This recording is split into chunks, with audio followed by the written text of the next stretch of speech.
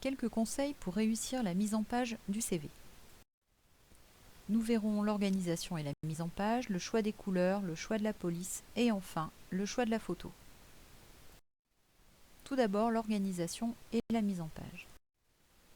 Donc le CV doit tenir sur une page, il faut toujours utiliser et placer les éléments principaux en premier, hiérarchiser, on doit comprendre l'ordre, le sens de lecture, vous devez diviser en blocs, aérer au maximum avec des interlignes, utiliser des puces, par exemple pour les missions qui sont effectuées sur le stage ou en expérience professionnelle. Gérez bien les marges d'impression, faites attention parce que sur les côtés, tout ne s'imprimera pas. Bien aligner les éléments, qu'il n'y ait pas de décalage, pas trop de texte et surtout pas de phrases. Utilisez des icônes, des logos, des clip art, par exemple pour les logiciels que vous maîtrisez. Vous pouvez pour cette mise en page utiliser des modèles d'internet que vous personnaliserez. Voici ici un CV donc fait avec du Word classique, sans aucune mise en forme. Vous voyez que là on a quelque chose de très tassé, avec beaucoup d'informations.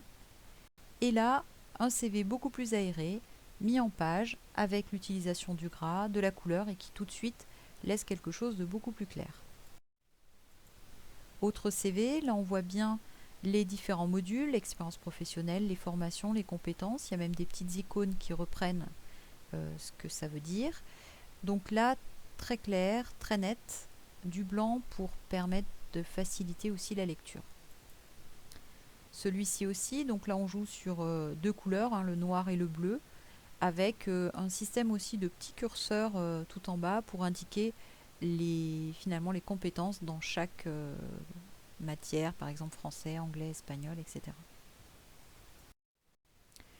Au niveau du choix des couleurs, donc évitez trop de couleurs différentes, utilisez des contrastes clair sur foncé ou foncé sur clair.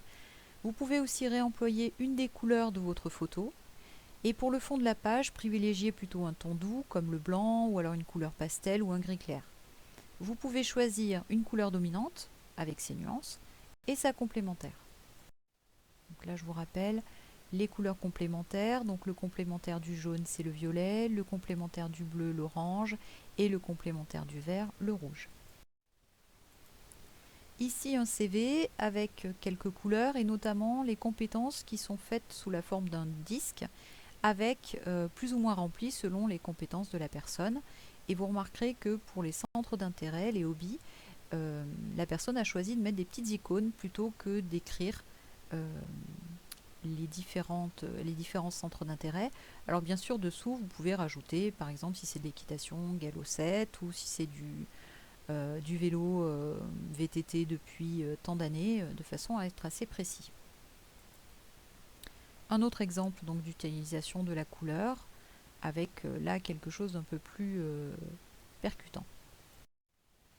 Au niveau du choix de la police, n'utilisez pas plus de 2-3 polices différentes, utilisez le gras, l'italique, le changement de taille aussi pour mettre l'importance sur les choses importantes, évitez les polices trop fantaisistes et soignez la typographie.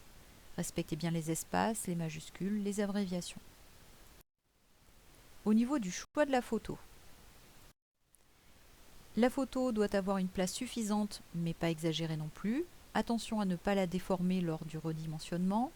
Elle doit être dans un contexte. Donc bien sûr, selon votre CV, si c'est par exemple plutôt un CV pour un BTS en foresterie, eh bien vous avez intérêt de mettre quelque chose qui ressemble autour du bois, puisque pour un BTS gestion forestière, eh bien ce serait cohérent.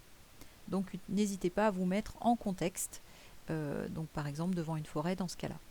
Évitez les photos d'identité puisqu'on ne sourit pas, donc bien sûr être souriant, et vous pouvez utiliser soit le noir et blanc, soit la couleur. Alors évitez les photos de vacances, mais privilégiez des photos en situation.